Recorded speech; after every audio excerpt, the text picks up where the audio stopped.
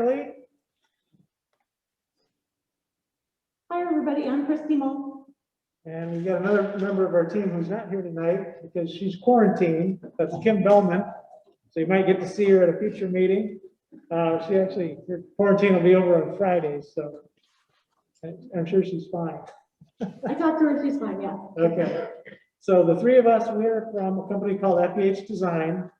We're architects, engineers, interior designers, planners, community engagement professionals. Our company's been around since the 1890s, so a long time, a lot longer than we've been with the company. So we've got offices in Sioux City and Des Moines and Dubuque, and we work kind of all over the state and the states surrounding Iowa, but we've been in Iowa for a very long time. We'd like to thank all of you for coming tonight.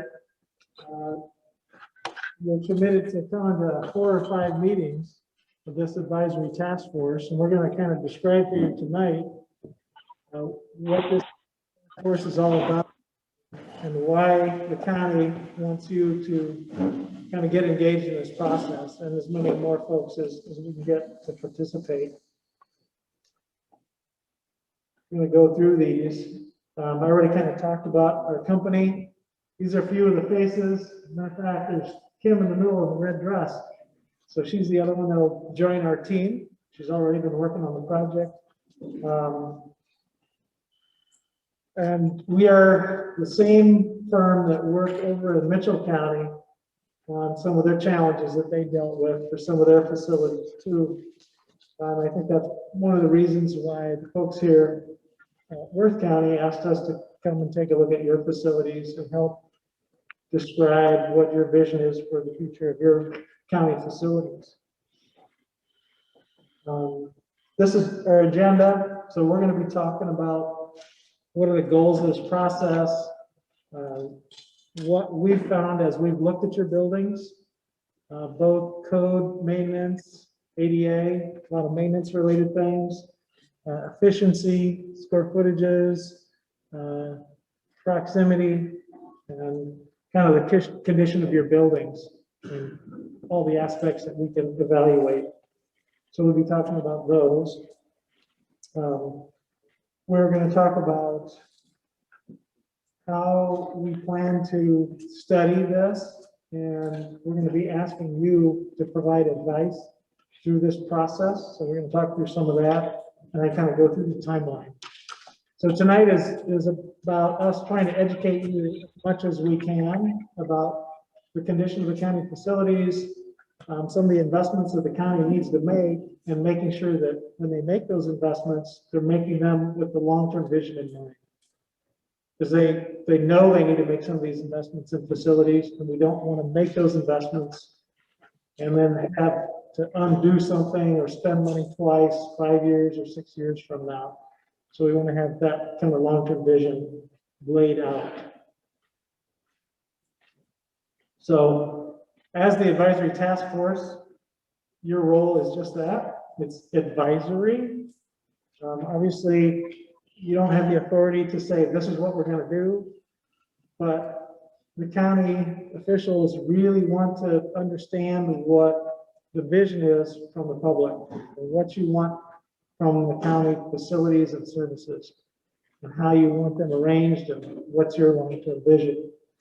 So you really have the ability to evaluate options, make suggestions with this kind of core group through this process, and then take all that information when we're done and bring that back to the county supervisors as a recommendation. So that's going to be your role. It's going to happen across just a little more than 2 months to go through all of that, and we'll kind of describe those steps here. One of the first things that was done with this core group, we're working with about a dozen individuals from the county, was to establish goals for success for the processing outcome. And if you picked up an agenda, on the back are these goals for success that were developed. And they're called drafts because we want to make sure that everyone here kind of agrees with that. If there's something you see that you don't agree with, or you think something's missing, we'd like to be able to talk about that and potentially add it to this list of goals. I'm going to read through these. They're really not in a prioritized order. They're kind of in a conversational order. So the first one is to be in compliance with the codes of the state of Iowa. And several of your facilities are not in compliance in many ways with different aspects of the codes of Iowa. So your jail facility, your courts facility are not in compliance with some of those codes, building codes, energy codes, and so on. So there are some violations that are kind of the requirements that you have to comply with. So that is one of the goals. We want to be in compliance. The next one is to consolidate services to one location with sufficient space for all departments. Now that's not every single county department, but that's a lot of them, to bring them together in one place. So it's more efficient for the county government, but it's also more efficient for somebody who has to go see the treasurer and the recorder and the assessor. So you're not having to travel back and forth between different buildings, because we understand how frustrating that can be when you go to one department and have to realize you have to go to another place and then come back again. So we want to provide space and infrastructure that increases the staff efficiencies as well, and then provides flexible meeting and office space. So we consolidate those. There's more flexibility for spaces that can be used by multiple groups. So we bring everything together, need quite as much space. The next one is really improve safety and security for the staff and the public. You have some safety and security issues right now, and we want to correct those as best we can. We want to increase the efficiency of building systems.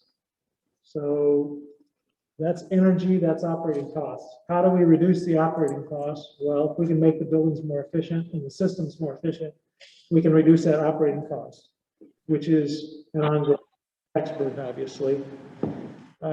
We want to have more of a separation of the courts and the jails from the public and other services. Right now, obviously, there's some overlaps. If a prisoner is brought from the jail into the courts, they come through a lot of public areas. That is really a security issue, so we want to overcome that. We want to update technology and infrastructure for today's uses. Obviously, you've got some buildings that are very, very old, long before technology as we know it today was available. So how do we update that? Structurally sound and watertight building. Several of your buildings have water infiltration issues, whether it's flashing or roof related, but there are several locations where water is in the buildings now, whether it's in the basement or coming in the walls or through the roof, and that needs to be addressed. We want to reduce building maintenance requirements, so more durable materials, find solutions in repairs that we make that will reduce that overall maintenance. And then number 9 was listed as improve public access and convenience, ADA accessibility. And the ADA is the Americans with Disabilities Act. And that means that is a law. It's not a building code.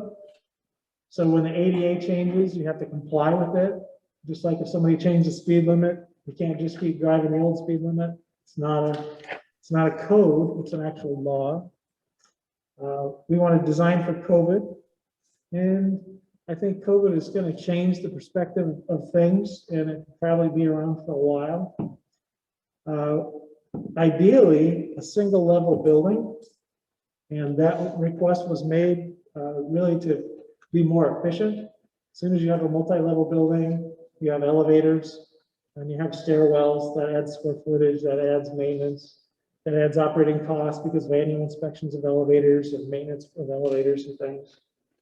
And then ideally in one location, or as much as we can in one location. Number 10 was provide a controlled environment for historic document archive.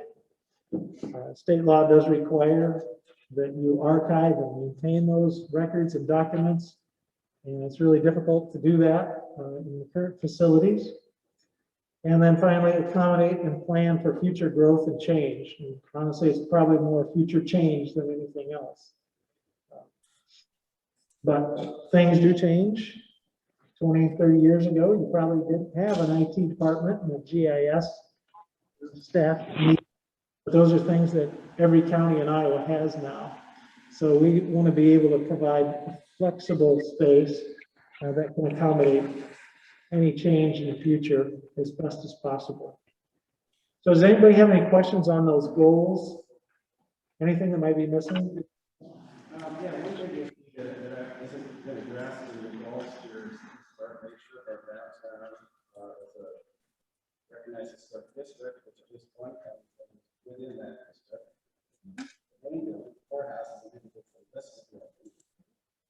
Talk about plans for what these empty buildings potentially could do in the middle of our downtown. We have alternative plans to make use of it.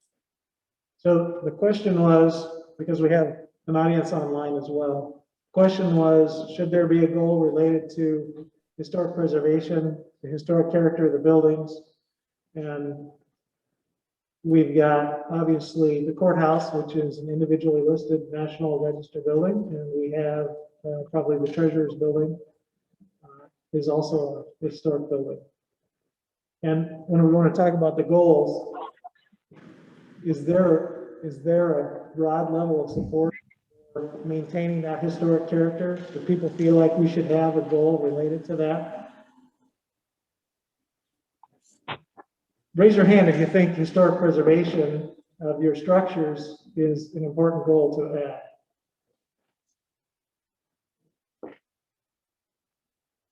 Okay, a little bit over half, so that's something that we definitely want to consider. So we'll add a goal related to that historic character and the cultural history of the community and accounting for that. Anything else? Okay. I do just want to make one point though to you, sir, is that we have no preconceived notion of what buildings might be impacted by this. So we're starting with the space needs and then we will proceed into a design. So we don't have any preconceived notions on what buildings may or may not be used at this point. So if we add that, that will then influence the design moving forward. Yeah. I have the microphone of power, so I'm gonna walk over so that we can get you on the microphone. This seems to me to have been that contrast with point 9C, single level building. Yeah, single level building. As a goal, you've got a 2-story building or 3-story building, whatever you've got, a courthouse. You define that out of this whole range. That's perhaps you remove the single level building part or however you want to do it, add them all, it just seems like a conflict in your goals. Yeah, that's a good point. What's everybody else think about that? We have a goal, a sub point as to one of the goals related to public access and convenience that says a single level building. How many people agree that it's a single level?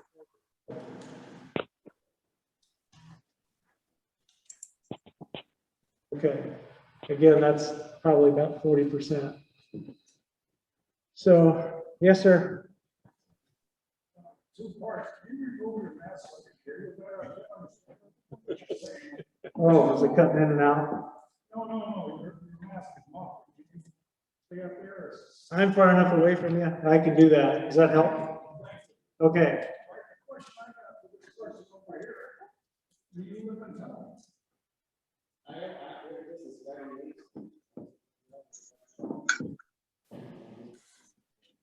Well, it's nice out here. Do you know where the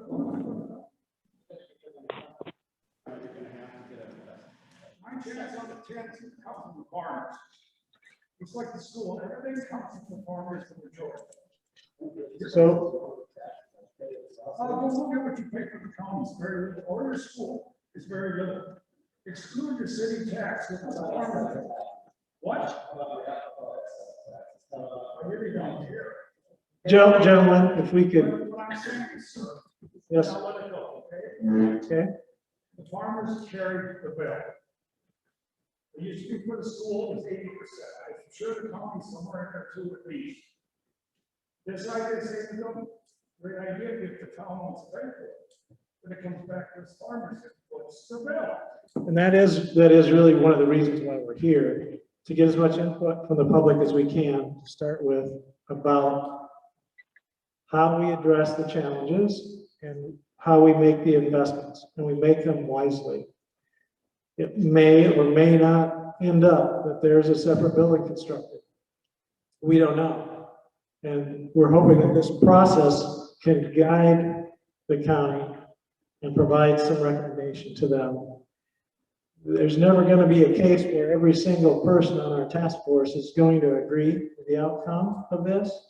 But if we have a vast majority of folks who come to the conclusion, the same conclusion, that's really what we're looking for. Is how we kind of guide the process and guide these investments for the long-term future. And if there's a strong feeling, and we just heard there was a strong feeling for historic preservation, then we need to keep that in mind as we have the conversations too.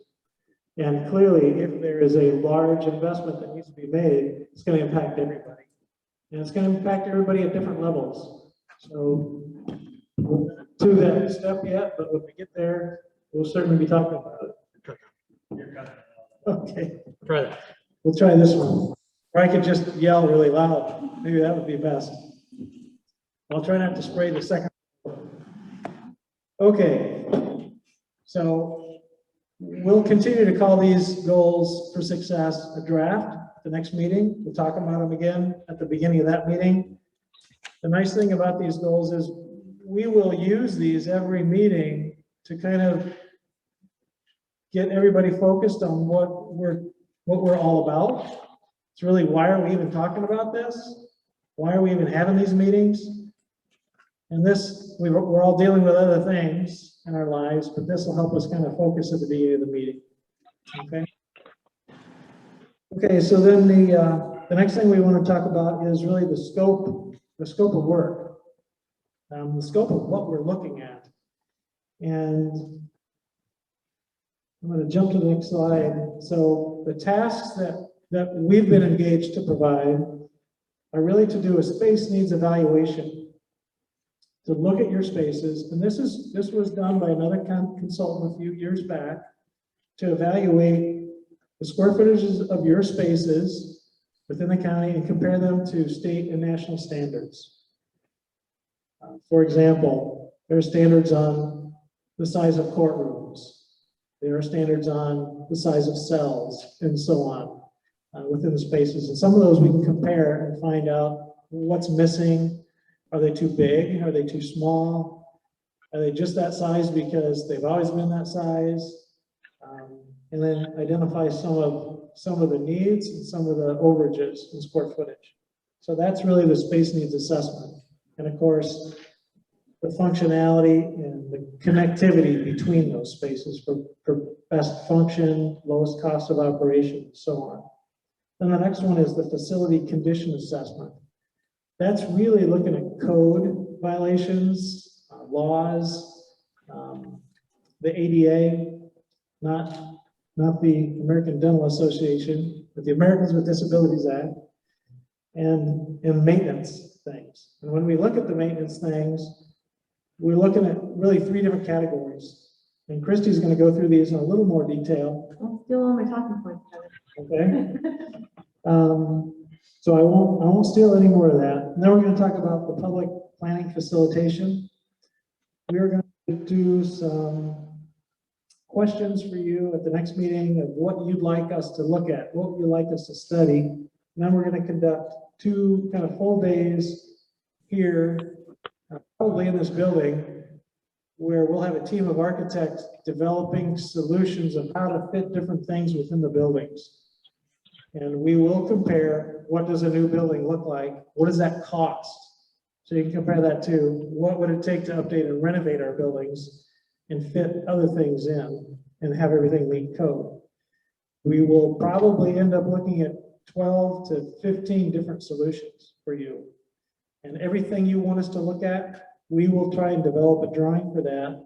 And we'll continually ask, how you like those, and we'll probably develop budgets, both capital investment and operating budgets for comparison, both short-term and long-term costs.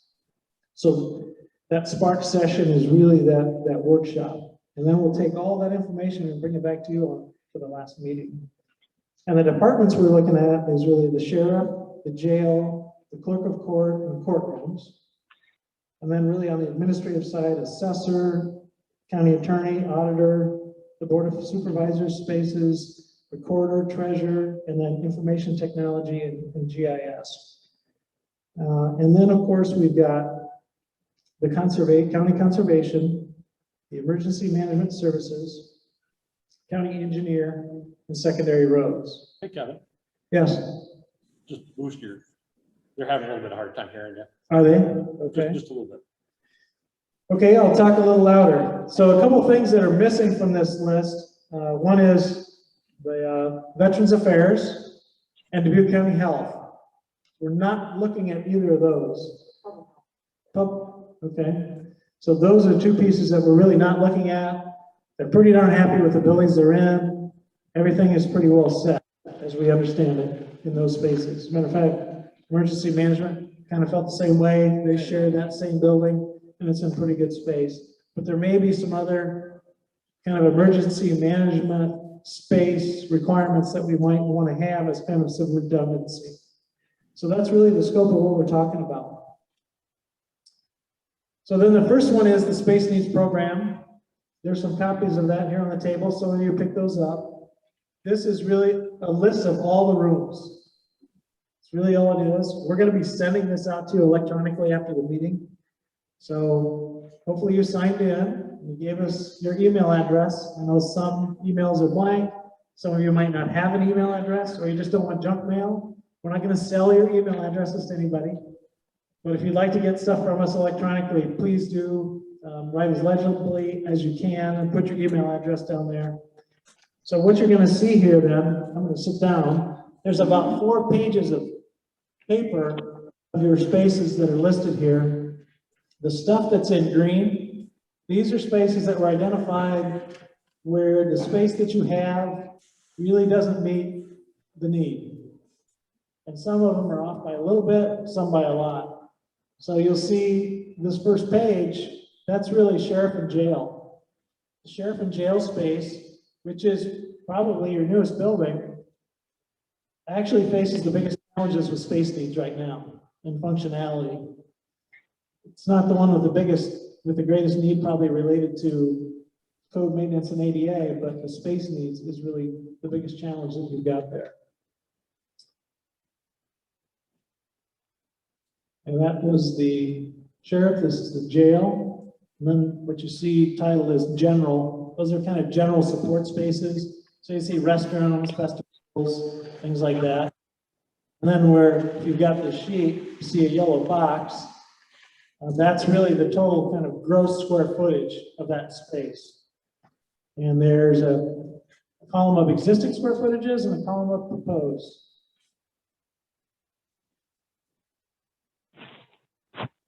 Page, which is really hard to see on the screen, administration spaces. So that's your auditor, assessor, treasurer, recorder.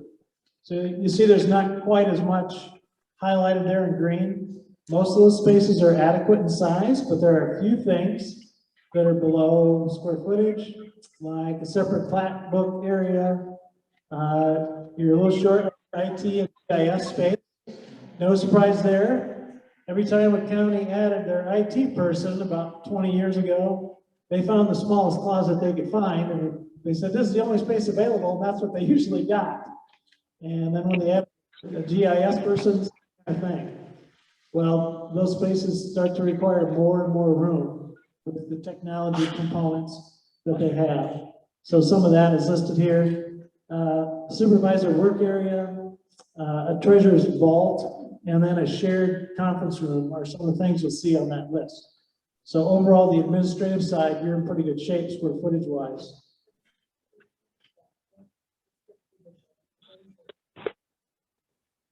What? we glossed right over the judicial side. So, you can see that a portion of the space needs program is primarily green. Looks a little neon here. It looks nice with our purple. But the jury courtroom right now you have is just over 1,000 square feet. And if we want to fit 65 to 90 people, we need a little over 1,800 square feet. So there are standards for that. So we just went through the judicial space with Scott Hand with the state and came up with, we went from 4,215 overall judicial square feet to 6,737 as the need for those.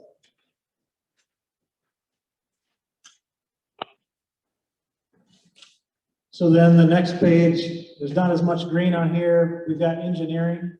The engineering building sits behind the courthouse now. All the office space is up above, and all the vehicle space is down below. There's no accessibility to that. Whether it would be an employee or somebody visiting, you have to use the metal stairs that are on the side of the building. There's some violations related to that. Obviously, accessibility, which is a law again. So some space needed there. Emergency management is in good shape. As we said, public health is, and Veterans Affairs. There's no green lines across those areas. And then next one is county conservation. There are a few spaces. If you've seen the county conservation space, you'll see that they need quite a bit more room. Either that, or somebody might blame them to be somebody who collects a lot of things. They're pretty tight on space. So there are a couple of spaces here that need to be provided there. And part of that is related to maintenance of vehicles and basically taking care of the vehicles so they're not sitting outside. They'll last longer, save money in the long term. And that's, let me go back. I think that one got on here. The last page is secondary roads. So your secondary roads, you really have 3 different buildings.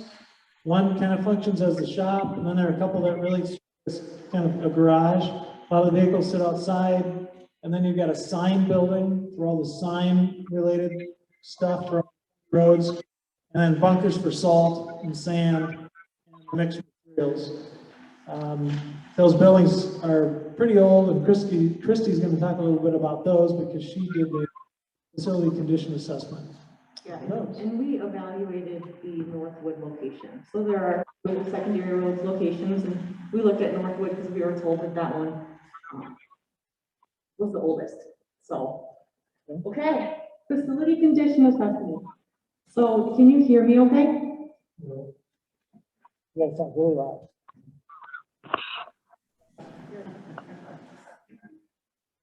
My face is probably really red under there. That part. I'm Christy, nice to meet you face to face now. I conducted the facility condition assessment, which I was told was the most depressing report ever. So here we go. So the first building I got to walk through, and we looked at the jail and the administrative spaces associated with the sheriff's department. So this nice picture you see here is the south side of the building, and the offices along that south wall have water infiltration. So there's water infiltration evident along the interior of that south wall. We've got sealant that needs to be replaced at all of the window locations. It's starting to crack and pull away from the windows. Do you notice the band at the bottom of the jail, that split face masonry, and it's absorbing the water like a sponge? So we need to put a sealer on that so that we don't start getting more water inside. I have to say that the building was like, there were door knobs everywhere, and you can't have doorknobs anymore. So I don't go into facilities very often where you get to see a lot of doorknobs. So there are ADA concerns related to door hardware and its graspability. So we do have some improvements there. And then the individual bathrooms and the booking bathroom doesn't meet ADA requirements, where you've got, turning radius requirements and kind of space clearance needs. And then Kevin mentioned earlier, we do have inmate, circulation paths crossing the public, which is a very serious need to fix. When you get a runaway, you can have them go through the public spaces, which is not, a good deal. And Kevin explained, and then I said he was stealing my talking points, so now I gotta circle back. So when we look at the condition, we look at the urgent items. So urgent items are related to water intrusion and the building envelope. So the outside of your building we're looking at, is water getting in? Do you have something that is failing or is imminently gonna fail that we need to keep the water out? So that is an urgent item. The next item we have are required items. And like Kevin mentioned, we have required accessibility as a law. We have code requirements.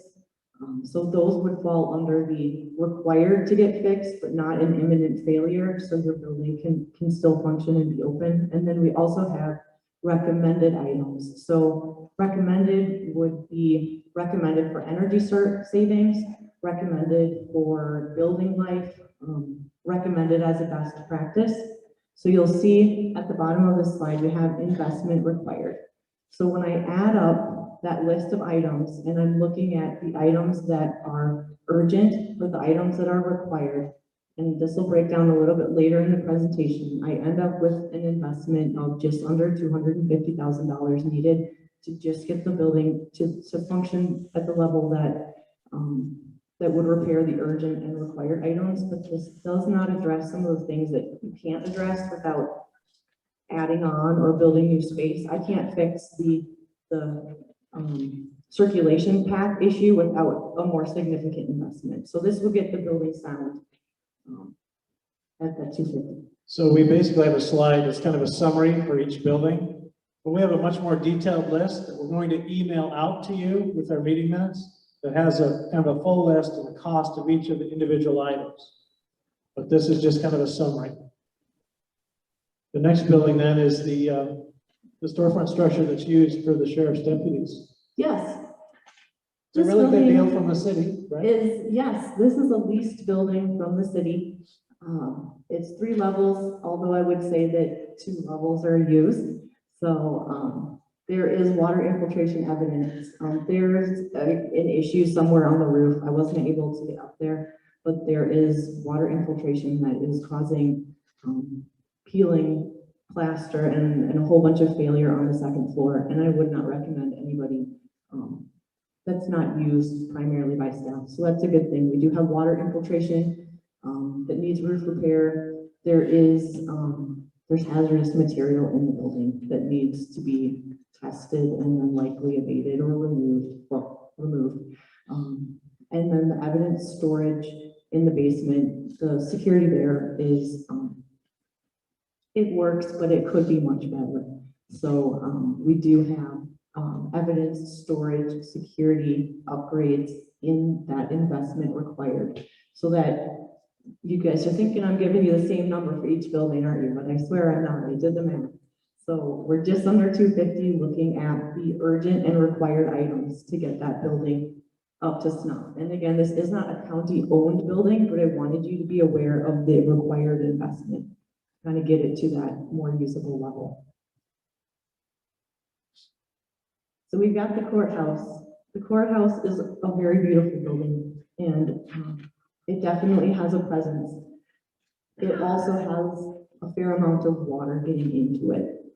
There's water infiltration visible. So this is the south side of the building, and where you can see the brick change in color. Can you see that from far away? That corner is allowing water in. Has to do with how the roof intersection is working and how the water comes off the roof and it hits the wall, and it is deteriorating the brick and it's allowing water into the building, which is hard to fully see because there's a lot of wood paneling on the interior.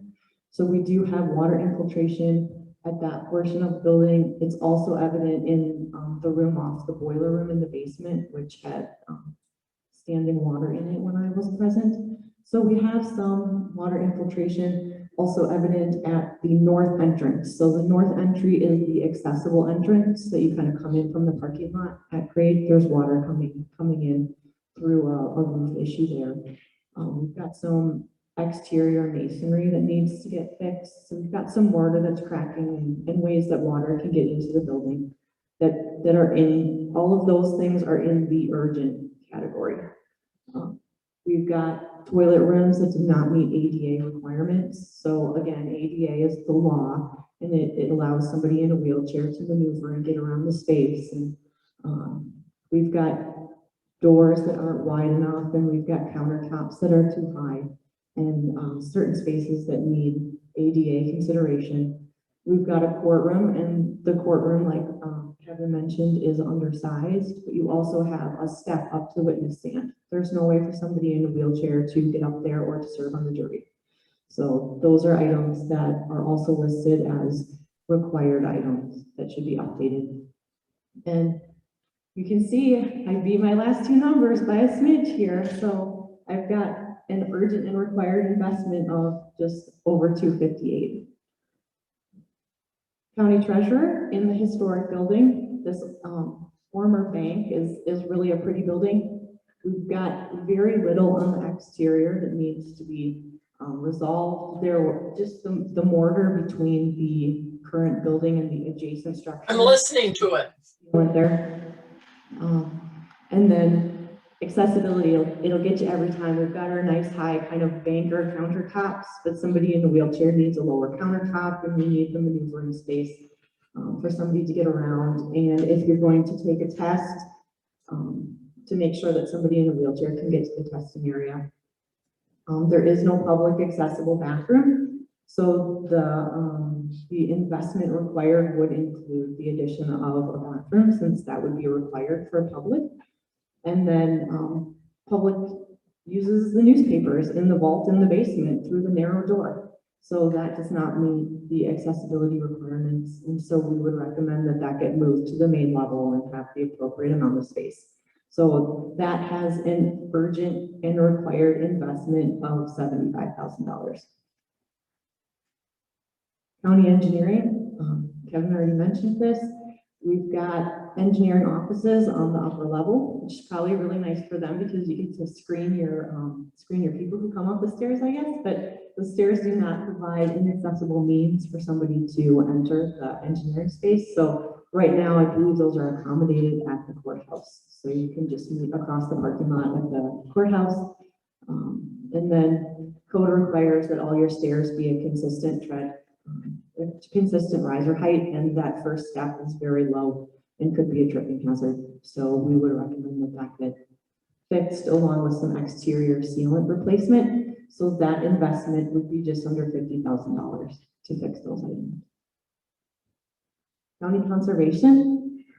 So you can see here it's two buildings.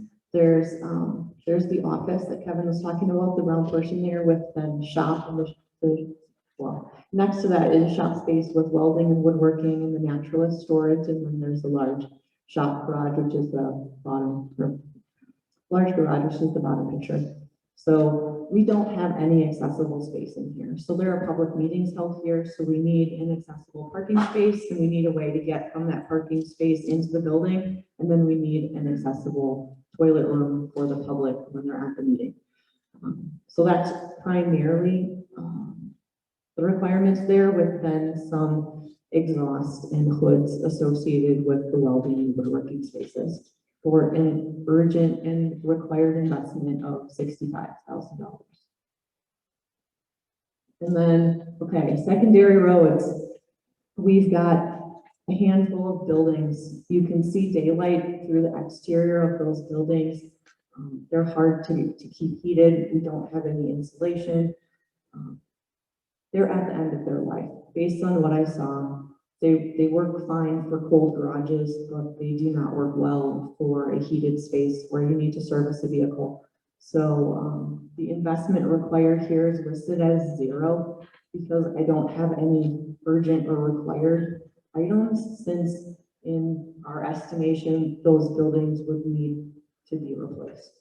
So the next slide does look at It breaks down the departments for the buildings on the left, and then we have urgent, required, and recommended. And this presentation can go out to everybody via email. I'm sorry if I keep losing the microphone here, but the presentation can go out so you can see this. But we've got some fairly significant totals. So the goal here is to make a case that those are necessary as we move forward. So that when you combine all the urgent and required stuff together, it's under $1 million. And those are the things that the county definitely needs to invest in. So before they make those investments, we want to make sure they're going in the right direction. There's also recommended things that you could do to improve efficiency, reduce your operating costs, and so on. That's almost $3 million worth of work. And clearly, before that investment is made, we want to make sure it's going in the right direction. And primarily that is the secondary roads. So if no investment were made there, that would then significantly change that number.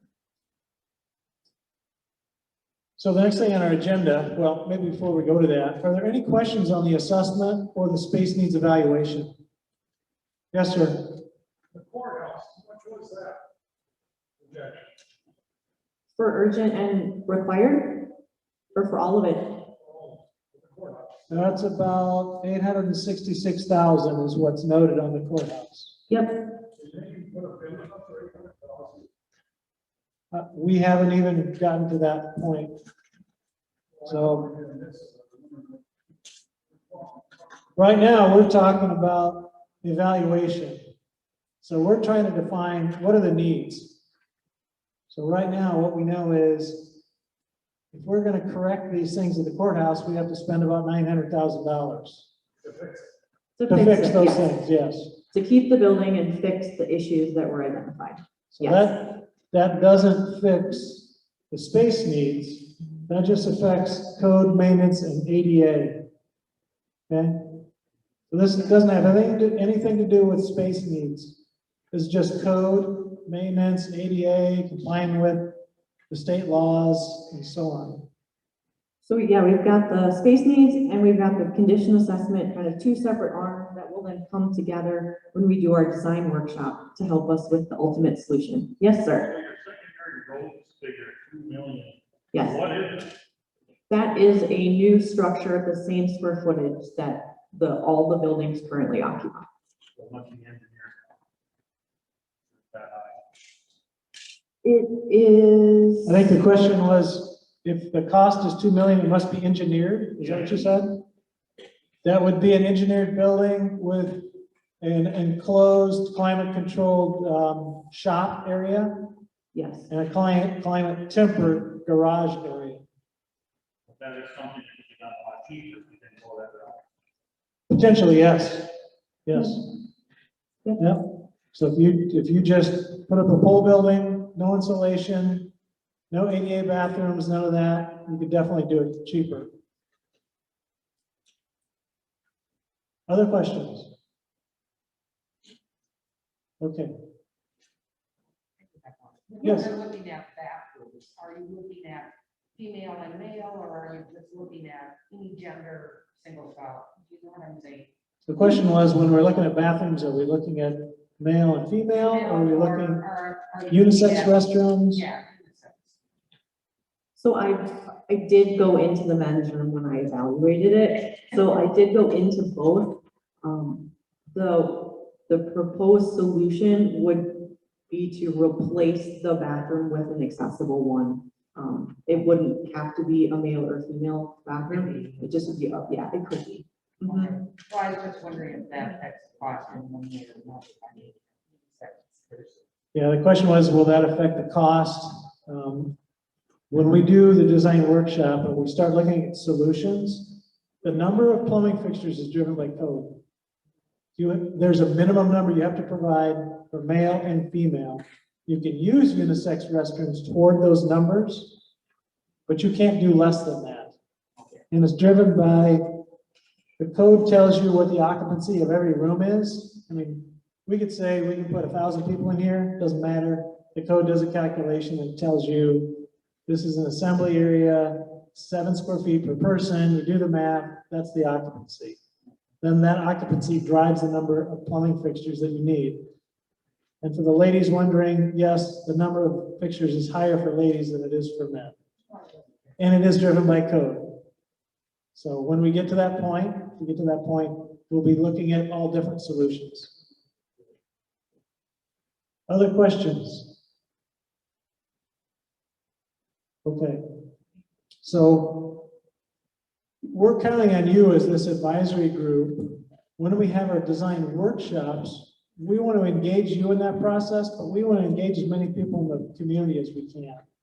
Because the more input we get, the more awareness that we're doing this, the more ideas we're going to get, and the more feedback we're going to get on those ideas. So we've done a lot of different things to promote that kind of a process. We do a lot of those electronically as well as face-to-face. We plan to do them right here on May 11th and May 13th. We're basically going to be here from about 9 in the morning until the start of the task force meeting that night at 6 o'clock, working on potential solutions and costs associated with different levels of solutions and operating costs and things. The first day is mostly looking at the bigger picture of solutions. So we're asking you to help us with ideas of how to promote this and get more people to participate. So if you've got ideas for us, I mean, many times we might have a radio spot in the morning each day. We want to definitely put something in the newspaper to let people know what's happening. The county can send things out via email. But if you've got other ideas, we'd like to hear those. You can shout them out now, or you can email them to us. I left a stack of business cards over there, so you can send us emails. Plus, we'll be sending emails to you, and you can respond with those ideas too. So does anybody have any thoughts on how we might reach out to a large group of participants in May? By the time we all get our second shot. Right? Everybody here will tell at least 10 people, right?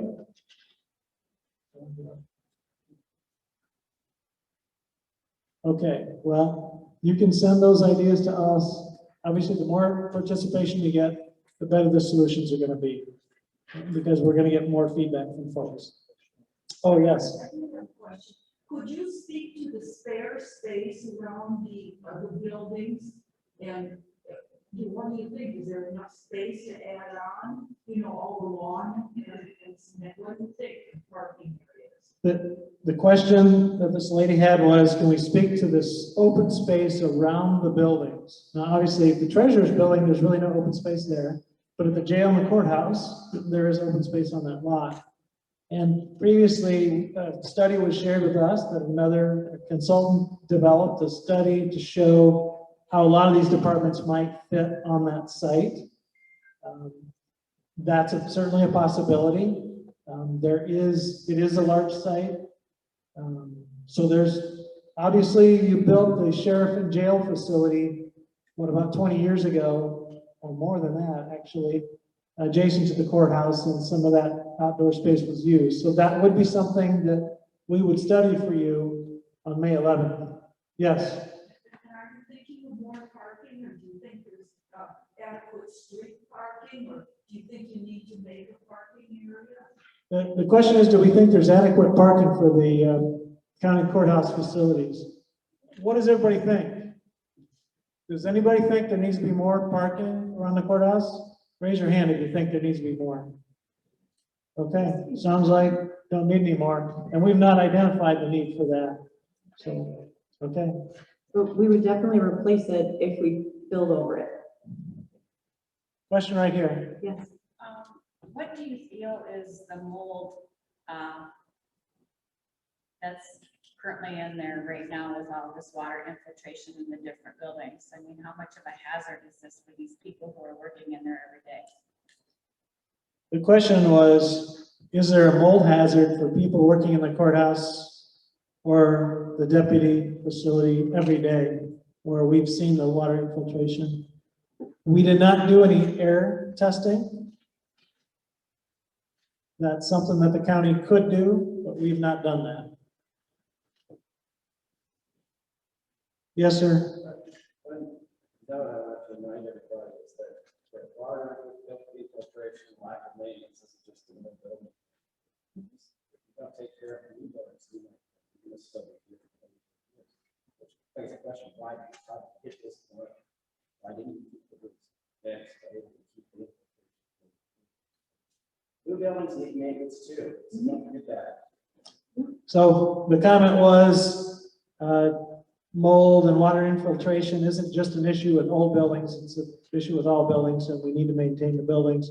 That's one of the reasons we're here, because those dollars are gonna be spent on that maintenance. Obviously, the deputy building is not a county-owned building, I think it's a city-owned building, but still, there is some investment that needs to be made there as well. Any other questions? Any questions online? Anybody put anything in the chat? Okay.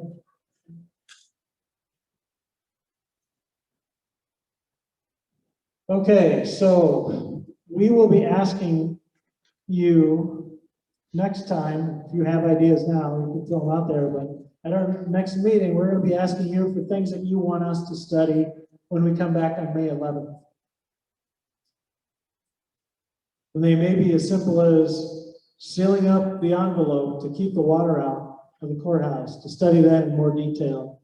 It might be to do something like the previous consultants did, to build an all-new building. It might be to expand on the site with another building that's similar as an addition to this building. It could be anything. Anything that you have a thought that you want us to study, we want to add it to a list. If you think of those, start writing them down, so when we have a meeting, you can throw those out to us, or you can email them out to us. But we want to study your ideas. We will bring our own ideas as well, of course, but we want to study your ideas first to make sure that we're looking into those.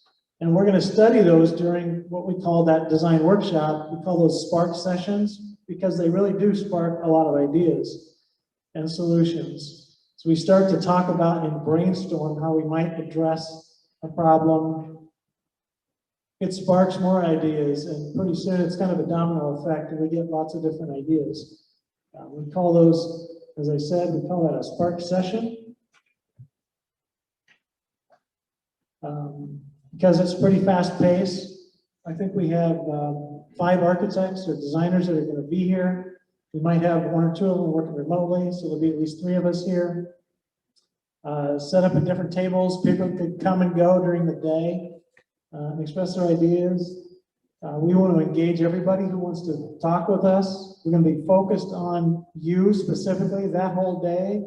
We try to turn our phones off, unless my wife calls, I will answer the phone. So that we're focused on your project and we look at those design solutions. I think a word that's left out there is it's really fun. You guys get to see us draw your proposed solution, and we get to have fun playing around with different ideas on how we can best meet the needs with a design concept. So it is going to be really, really fun those 2 days, and we would urge everybody here and to come online, to come in person, and just be a part of it. So if you want to take a look at this, it is virtual. We have a website. It's called FEHdesignsparks.com. This is live right off of that website. I think we have 3 different studies that are on there right now from Spark sessions that we've done. You can kind of see the different sites that were evaluated, how they fit or they don't fit, different ideas that came forward. On the right, that is a budget summary, kind of a total project budget of a capital cost for some of this. Once we do this, we do a lot of voting so that people can say, this is my preference, or I don't like that one. And then as we start the second day, we are able to focus on the things that really got the most support. We can see the direction that things are going. We study those in more detail. So we start at a pretty high level, and by the time we're done the second day, we generally have an idea of what a budget would be for different things that you can compare, and hopefully operating budgets, but we typically go back and refine those for the very last day of our meeting with you. These are just some examples of some Spark sessions in action. I think the one on the lower might be Floyd County. We studied, we did a joint study for Floyd County where we looked at the sheriff department, the county jail, city hall, school district, YMCA, library. And they knew they needed to make a lot of investment there too. And of course, Mitchell County. And I think the ones with the blue walls are maybe a school. But we've done a lot of these types of sessions. We get a lot of good feedback, a lot of engagement. It is a lot of fun. We're studying your ideas. So you bring those to us and we'll help you evaluate what makes sense, how to achieve your long-term vision. Yes, sir. So who makes the decision of the space needs? Is it the board of supervisors? Who makes the decision of the space needs And when?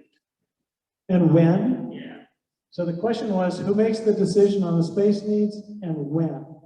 I assume you mean, when was the decision made, or when do we try to meet those space needs?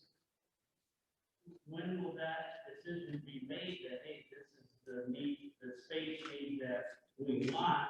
I mean, it's hard to give a good opinion, and opinion people are known, when I don't know what the final space exists. You know, hey, no matter what, we have to redo the courthouse, but we have to add this on to do it to meet their needs, or hey, we can just redo all this and tear it down, build homes, whatever. It's hard to know unless we know The space needs on that list, those are pretty much the needs.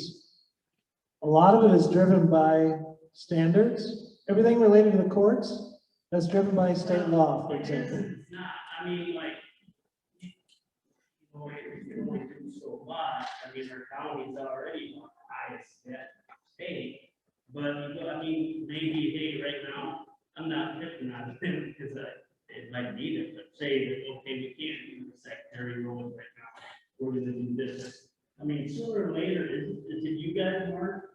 that have? So ultimately, you're asking what's the when? So you're asking the same questions that the county supervisor are asking us to help answer with advice from you. So we are going to be asking you, what's the priority? We know what the space need is. What's the priority? What we're ultimately going to create for you, based on you asking us to develop these solutions, is a long-term plan. So that long-term plan, whether it's a 20-year plan or a 10-year plan, the investments that have to be made today are not going to be wasted on something that you don't expect to be there 5 years from now. So we are asking you, county supervisors are asking you to advise them, what's your vision? So we got this 20-year vision, and now based on that, what's your priority? What is most important? And we'll be polling you and allowing you to tell us priority 1, priority 2, and down the line. We'll take all that feedback from you and anybody else who participates to basically develop a prioritized list from your input, and that becomes your recommendation with your approval back to the supervisors. Yes, sir. One thing I did hear you mention on the old courthouse, nobody said anything about, is it still very structurally sound and just needs this maintenance to get it in compliance? So the question was, is the current courthouse structurally sound? Does it just need the maintenance for compliance? Yeah, That's correct, yes. The courthouse building is structurally sound. We did not observe, in a couple of visits, we did not observe any structural issues. You say you did Mitchell County also? Yes. Was We, their courthouse falling down? yes, their courthouse was falling down. There were 3 independent structural analyses of that courthouse. And I personally went down to the basement and I was scared because what you could see where the structure was at was a total crumbling foundation under that building. Could it have been saved? Yeah, it could have been saved. But when the cost was evaluated, The advisory task force came back 90%, over 90%, and said, we need to replace this building. So it's in your hands to make the recommendation. But your courthouse structure, from our visual observation, is that it is structurally sound. Question? From on the line, how involved are the current employees in determining the space, other needs in their specific offices? Okay, so I don't know if you heard that, but the question was, how involved were current employees in evaluating space needs? And we basically interviewed each of the department heads, not every single employee. I don't know if department heads spoke to their staff. I assume they did. But we interviewed each of the department heads to talk about space needs and the requirements that we saw, and some of the space needs that were evaluated previously. So some of them were reduced a little bit, some of them were changed, but we met with each department. Yes? Okay, I make a comment just that. Just a second. Hold on, Cindy.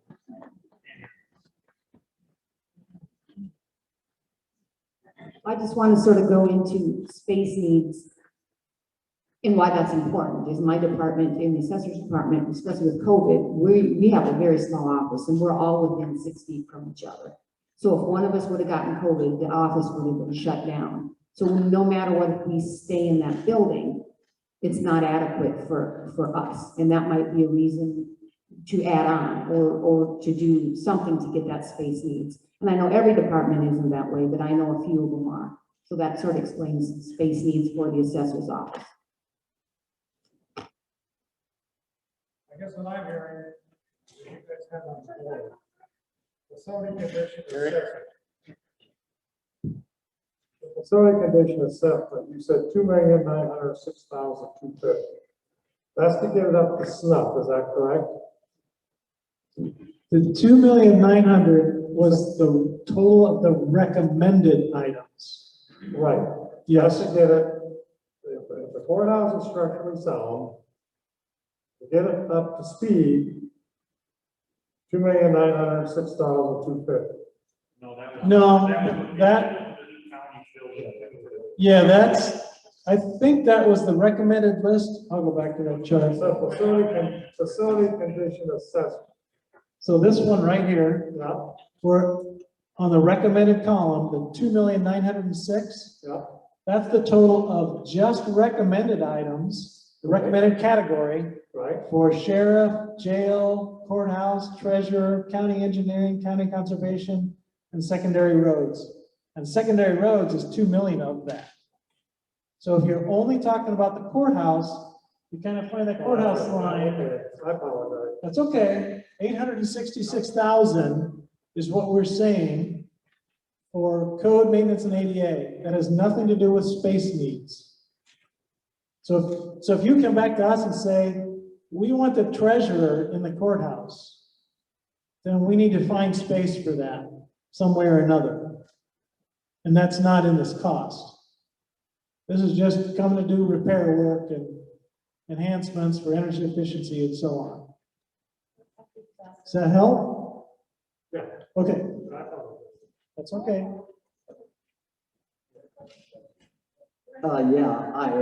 I was county assessor for 18 years, so I know the building quite well. I guess anything scares me is what you're saying is eerily similar to what we heard 25 or 30 years ago in regards to our new sheriff's building, which apparently now needs the most work, and it's the newest building. We're talking about meeting code, meeting standards, and I realize that's an ever-evolving process. But it's when we talk about the newest addition to the building needs the most work, I guess that scares me. I'm on the city council. We've got some council people and the clerk here, and we've received similar type of advice in regards to the sanitary sewer system. We had engineers coming in and say, hey, we need this $9.4 million sanitary sewer system. Sold us a bill of goods. We currently have a system we're trying to pay for, which is extremely expensive, and it's going to take us 25 years to pay for it. And yet we're using it at 40 or 50% capacity. Well, all I'm trying to get at is, I realize that this is ever-evolving process, And in regards to the building that apparently needs the most work is our newest building, is what you're saying, would that be something that, and I know you can't foretell the future, but hopefully we wouldn't be addressing this again in 15, 20 years, because I was hearing that 10 years ago when I was county assessor, that, hey, our sheriff's department is totally inaccurate, we need an exercise area, we need a gymnasium, everything else. And so that's what I'm concerned about. And I agree with Peter Austin in regards to new buildings need maintenance just as bad as the old ones. And apparently our newest building hasn't been getting the maintenance it needs. You talk about water infiltration. Well, I sat down in Cindy's office as county assessor for 18 years. I realized there's been water in that basement many, many times. And it's not a good situation. I don't know if that could be addressed, and hopefully, you know, throw that water someplace else. But Joel, is there other water coming in other than that wet basement? Oh, absolutely. Where? You want Kevin to take it, or? At the upper section where the tower is, there's water coming in through the wall. Where? Down Recorders. in my office, Okay. south. The And south you- wall You below. remove the ceiling panels, Mhm. which for the tour that we'll be doing, I want the ceiling tiles removed, and that way you can see what's going up above. Because with the paneling, it's bowing, and it's even bowing more this spring, so there's still water. Is it And coming from the it's roof? washed the wall, it's Okay. deteriorated the wall. Okay, I'm not saying it doesn't One need of those maintenance, things but That, okay, once you remove the paneling, we're out. Because then you're gonna see exactly what needs to be fixed. yeah. Well, I think everybody would like to see most of that paneling removed anyway. I think would really add to the, you know, and see what's going on. Yeah, so I think that's a good thing. what's going on is there's a lot of water coming in through the masonry, and the old masonry is just multiple widths of brick and stone. So that moisture gets in there, and then the plaster on the inside, anybody who has an old house knows this, it'll start to blow that plaster off. Well, it's being blown off behind the paneling in several locations too. So there's a lot of cleanup work that would need to be done. And even the outside bricks on that wall. Yes, The bricks that exploded. yeah. So the moisture gets in there, it freezes in the winter, and then it kind of ruins the face, and the natural ability for that brick or stone to repel the water is gone. So now it really is a sponge. And then the stairway as well, too. Yep. There's some water coming in that, and that's down that stairway. So we've got another question behind I'm you. for 6 years, so I can understand, but like I said, when I was there, it was principally the basement. And that's always been a water issue down there, because we used to be able to store things down there, but that got to be an issue. So I just want to clarify the conversation about the newer building is what needs the most work. It's not the code maintenance and ADA work. And that total of everything at the sheriff's and jail area is more like 600,000. The courthouse is about 900,000, okay? Because if you take those two numbers together, about 600,000. But it's the space issues and the new regulations and requirements that go with the jail. So that's the challenges that are probably going to potentially drive the cost up. I've got a son that's a civil engineer, and he's talking about inflation and anticipated inflation. I'm sure you factor that into your cost figures, because it just seems like it's exploding, and they're talking the next year they're going to be worse. Cost figures are certainly going to go up. And, I've never known construction costs to go down, but they are going up more than they have in they the are last going 5 up a years. lot right now. higher, so. Okay, so a question in the back. So my thing is with this brick and mortar main problem, and that's gonna be an ongoing thing for several years, you're gonna always have to maintain brick and mortar. Sounds like a lot of your moisture coming from the brick and mortar part. So the comment was, we always have to maintain brick and mortar. Yes, we do. There are things that we can do on the roof that can stop a lot of that. A lot of times what happens is, everybody knows what an ice dam is. When you get ice that kind of creeps up under your roof, it kind of creeps into your masonry as well. We can make some changes along where the roof meets some of the brick, and how the downspouts, leader boxes and things are connected. We can mitigate the problem, and we can go back and repair the brick and the mortar. And you can use, it's not a sealer, because you don't want to seal the brick up, because that'll trap moisture in, but it's kind of a microscopic crystalline structure that lets the brick breathe, but keeps the water out. We would use products like that to make the building more watertight. And those products will last about 20 years, and you have to do it again. And you have to monitor issues where you've got water coming in, obviously, on an ongoing basis. And I saw there was another question back there. I just want to get back to the space issue. Has the county looked at, you talked about how the impact of COVID on all of us, but working, a lot of us are now working from home. Has the county looked at who can not necessarily be in the office all of the time as far as impacting that space need? I don't know if the county's looked at that or not. That isn't something that we looked at. What we are looking at is a post-COVID kind of perfect situation where somebody can come and take care of all their county business wherever they need to go. So could any of the supervisors or any of the administrators respond to that question? You've looked at that?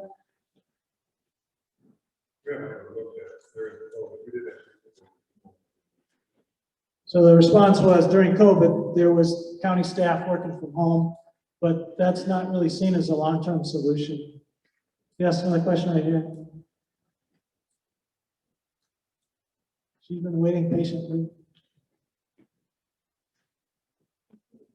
Well, I appreciate being invited to be a part of this group, and I am blown out of the water and completely overwhelmed by the big decisions that are going to have to be made for, going by Ward County over the next years, when many of us in this room won't be here, when some of these things get paid for and so on. But the question that keeps going through my mind right now is, and this is maybe where the supervisors, need to step up and start talking to us, is how these buildings get in such a deteriorated condition. If we can't keep up with the buildings we've got now, how are we going to keep up and pay for new ones? I realize something has to be done, and you can't kick the can down the road forever, but the fact that people have been working in leaky, nasty, unhealthy buildings, it sounds like for years and years, I would like to know why. From one of the supervisors or whoever's in charge of maintenance, who decides what money gets spent where, and how are these buildings so rotten in poor conditions? Why are they in such poor condition? Exactly. I don't know that we can answer it. Yeah, I don't know that anybody can answer that. The situation right now is we need to fix those. They've recognized that they're that way. There's all kinds of situations that need to be repaired. There's obviously only so much money. I appreciate where you're going with that, but that's not my question. You know it's not. Yes, sir. Simple question, do you get paid more for fixing a building or for the mill and get more money? I think that was a question for me. Do I get paid more if I fix a building or build a new one, was your question. It's more expensive design-wise to repair. Do you get more money for a new building or this one? I get, an architect would get paid more money as a percentage of the construction cost for repairing an existing building than designing a new building. Thank you for answering. Yes. Well, come back to my question and please give me an answer for that.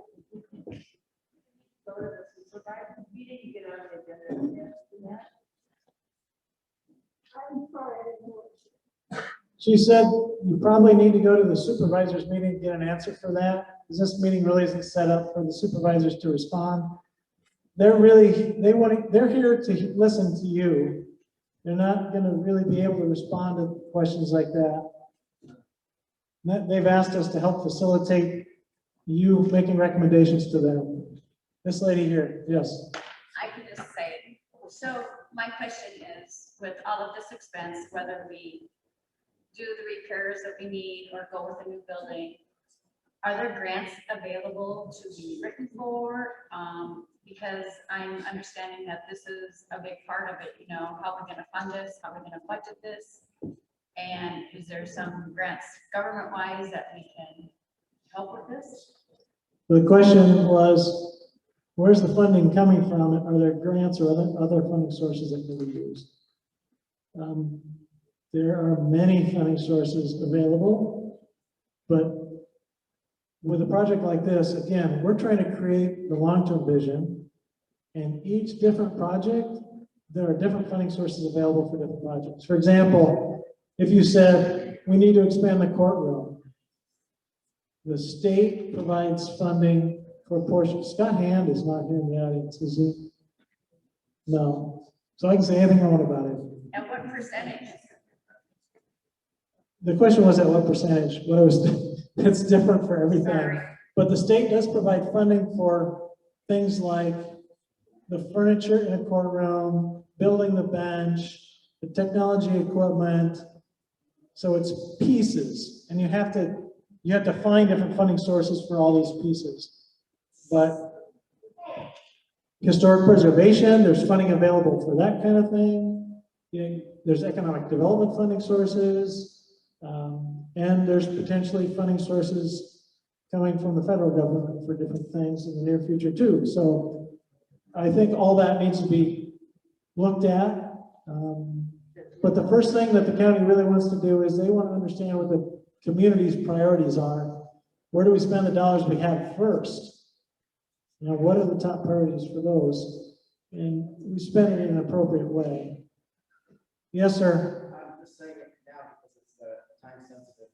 4 weeks from now is the deadline of HRB grants. You're probably familiar with those. That we can apply for to get at least a historical assessment of the building, which is probably going to have to be done anyway with the section 6 that we require. So that's an opportunity, and in the states that have invested in the North County Historical Society. But that's something that the county should apply for. So, but something I can fill in. Okay, we'll make a note of that. And I think is that a once a year or twice a year cycle? I don't know, it's twice a year, it's like deadline's March 3rd or something, so every third, so Yeah. So this is going to be a long process. We're going to miss some cycles, I'm sure, but we'll be looking to the future for other cycles as well, for different funding sources. Our company tracks about 50 different funding sources that we share with our clients. Obviously, some will apply and some won't. And those funding sources are continually changing too, based on the folks in Des Moines and what become the priorities down there. So it's definitely something we want to look at, and we want to make sure that they're good fits with the projects that become their priorities. Okay, other questions or suggestions? There's one in the back. Yes, sir. Just a quick question. What type of mechanical system is in the building? I don't even know. Is it A4 heat or forced air heat? Is that the number? For which building? Sorry. All of them. Oh, okay. They vary. It's a steam boiler system in the courthouse, and then there's some air conditioning is forced air with a mini split system. And that's the one I know for sure. Yeah, we've got that information that'll be included in the assessment for some of that. Yeah. But yeah, the courthouse, obviously the biggest building, has a boiler. Treasurer has a boiler. Yeah, that'll be included in the overall report that we signed up.